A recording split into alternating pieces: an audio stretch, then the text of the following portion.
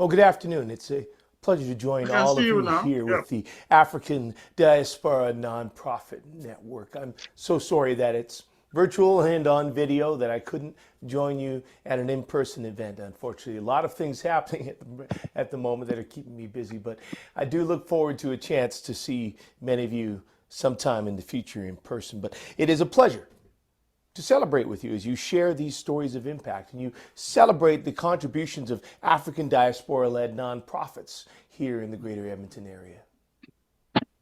You know, there's a long history of black communities, black Albertans supporting each other here in our province. It goes back to the first black diaspora to settle here in Alberta, the exodusters, those folks who came up from the southern United States, black men and women and their families looking to escape the discrimination that they faced and build better lives here in a new country. The exodusters, as they were called, they came up and they formed settlements like Amber Valley, Campsie, Keystone, or Breton. And in those communities, they worked to build community to support each other. Here in the midst of what was in some ways, hostile physical landscape, certainly the harsh winters, some difficult work, clearing land, farming, building their settlements, and also in the sense that, unfortunately, they did face here discrimination. Indeed, folks that pushed back and did not want them here. So they worked hard to support each other through their churches, their community groups. The Amber Valley Picnic would bring people from miles around. Other provinces even would come to celebrate there, to watch their baseball team play. They worked to support each other and not just build community, but do other things too, to provide services, supports, help feed families in need. Black communities in Alberta have a long history of looking after each other.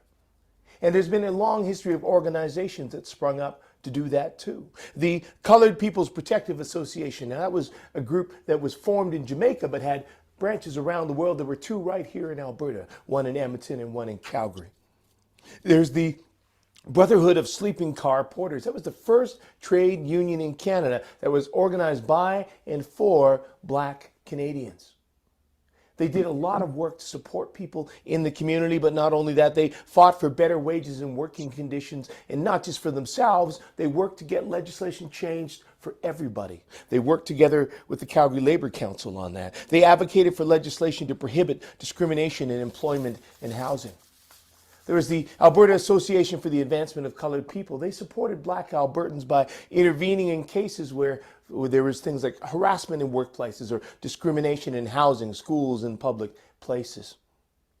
And we saw individual black people set up and work to support others as well, right here in Edmonton. Hattie's Harlem Chicken Inn, run by a woman, Hattie Melton. It was a safe space for black community at a time when many other restaurants were segregated, would not allow black people in. At Hattie's, everyone was welcome, and she employed young black women and men so that they were able to earn money that they needed to go and get a post-secondary education. Black communities in Alberta for a long time have been working to give back and support each other. It is a rich, proud history, and we know that has continued as we have seen immigration from Caribbean countries.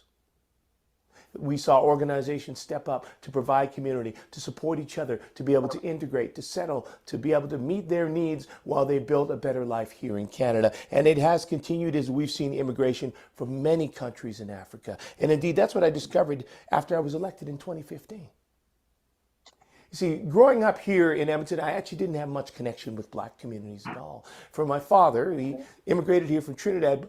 He had converted to Christianity when he was about 16 years old. And the form of Christianity he converted to, he felt called for him to give up most of his culture and heritage. So Dad came here to Edmonton and he connected with the local church, Sharon Gospel Chapel, and they provided that community and that support for my dad. And that's the community that I grew up in. So I did not really have many connections with other black communities, or in fact black people in this town for quite a while. But when I was elected in 2015, I found out I was only the third black person ever elected to the Alberta legislature. And I began to be invited to events with various African and Caribbean communities and heard from them.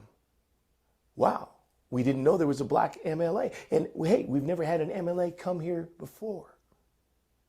So I made it my commitment then to begin to build those connections, to learn from and see how I could support and empower Black communities here in the province of Alberta. And I was fortunate to have so many communities be willing to sit and speak with me, tell me about their experiences, their concerns, to be able to sit with some of the elders and story keepers from those original Black settlers here in the province of Alberta and learn that history. And in that learning, be able to understand how I, as an MLA, could work to raise the voices, raise the visibility, the representation of Black communities here in our province. How I could work to connect Black communities together, to work together collaboratively on things that they had in common, to work to ensure that Black communities had fair and equal access to the grants, the programs, the services, supports that we have as a provincial government. And to work to show them how they could advocate for their interests and work together. It's been an incredible opportunity for me to learn, and I appreciate the support that I've received, how they embraced me, and how so many of your communities have helped me get back in touch with my own heritage, my own roots, and my own place as a Black man here in the province of Alberta and in my role as an elected official. And it's been wonderful to see the work that so many of you have been doing in our communities for so many years. It was wonderful to connect with many of you during the COVID-19 pandemic. When you stepped up, you saw a need in your communities. You saw that the food and other resources that were being provided weren't always culturally appropriate, weren't always suitable for the families in need, weren't always accessible to the families who needed it. And you and so many others that I know stepped up to meet that need. You organized to collect food. You organized to get it delivered to the people who needed it. You organized to raise the funds, to solicit the donations to make that happen. And it is that work that I understand has led now to the Africa Diaspora non-profit network.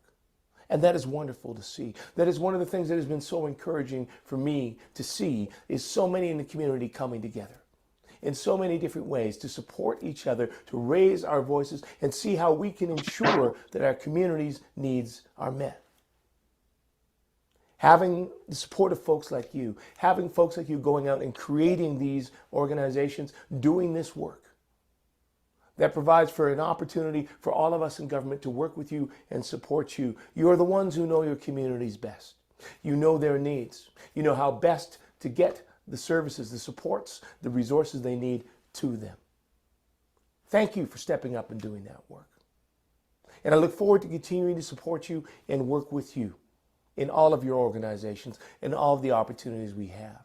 And look for ways that we can come together amongst organizations across communities to support all Black Albertans and ensure that everyone has a fair and equal opportunity to thrive and build a good home here in our province. So thank you so much for this opportunity to speak to you today. I wish you all the best with the rest of the event, and I look forward to seeing you again in person soon.